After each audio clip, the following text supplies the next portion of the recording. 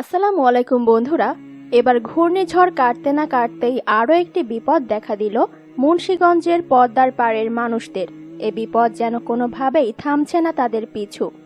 একের পর এক প্রিয় ঘরবাড়ি, প্রিয় মানুষ, এমনকি ফসলি জমি সবকিছুই নদীগর্ভে বিলীন হয়ে যাচ্ছে। মুহূর্তেই শেষ হয়ে যাচ্ছে একটি পরিবারের আয় রোজগারের অন্যতম মাধ্যম। চাইলেও রক্ষা পাওয়া যাচ্ছে না এই দুর্যোগ থেকে। পদ্মার ভাঙন শুরু হয়ে গেছে, গিলছে একের পর এক বিশাল বিশাল ঘরবাড়ি। কেন এমন সময় পার করছে বাংলাদেশের খেটে খাওয়া মানুষ? আর কেনই বা মহান আল্লাহ তাআলা তাদের এমন পরিস্থিতি মোকাবেলা করাচ্ছেন?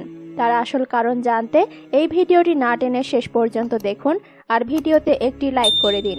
চলুন শুরু করি। বন্ধুরা, পদ্মার ভাঙনে বিলীন হয়ে গেছে হাজার হাজার ঘরবাড়ি।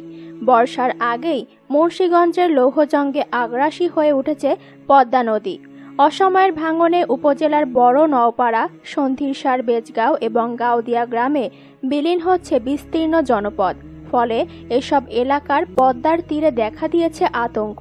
এছাড়া কালবৈশাখী ঝড়ে পদ্মার উঁচু ঢেউয়ের আঘাতে মাটি সরে গেছে উপজেলার ভূমি অফিস থেকে এবং ব্রাহ্মণগাঁও উচ্চ বিদ্যালয় পর্যন্ত 1 কিলোমিটার এলাকায়। এতে অনেকের বাড়িঘর হুমকির মুখে পড়েছে, মাটি সরে উপড়ে পড়েছে গাছপালা। বেজগাঁও গ্রামের নীরব হোসেন বলেন, আমাদের তীরে এসে তরি ডোবার মতো অবস্থা। প্রকল্প গ্রহণ করার পরেও আমরা ভাঙনের মুখে। ভাঙন ঢাকাতে কেন ত্বরিত ব্যবস্থা নেওয়া হচ্ছে না? অন্যদিকে পানি উন্নয়ন বোর্ড বলছে ভাঙন রোধে নতুন প্রকল্প চূড়ান্ত অনুমোদনের প্রক্রিয়ায় রয়েছে। একজন ভাই কান্নারত অবস্থায় বলেন, আমাগো সব শেষ হয়ে গেল, কিন্তু পানি উন্নয়ন বোর্ড কোনো ব্যবস্থা নিল না। আকস্মিক এ ভাঙনে পদ্মা পাড়ের মানুষের চোখে ঘুম নেই, আতঙ্কে আছেন তারা। অনেকেই আবার গাছপালা কেটে দিচ্ছেন যুগ যুগ আগের সাজানো গোছানো ঠিকানা যেন নিশ্চিহ্ন হওয়ার উপক্রম হয়েছে।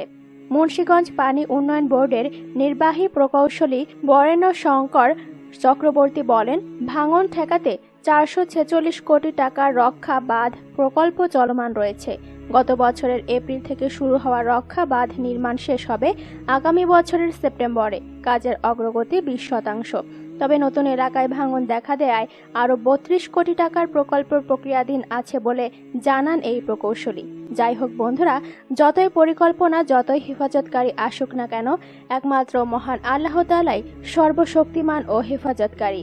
তাই আল্লাহর কাছে দোয়া করি, হে আল্লাহ, আপনি যেন মুন্সিগঞ্জ এবং পদ্মার পাড়ের মানুষদেরকে সদা সর্বদা রক্ষা করুন, আমিন। ভিডিওটি ভালো লাগলে অবশ্যই লাইক দিবেন এবং বেশি বেশি শেয়ার করবেন, আর আমাদের চ্যানেলটি সাবস্ক্রাইব করতে ভুলবেন না কিন্তু। ধন্যবাদ সবাইকে।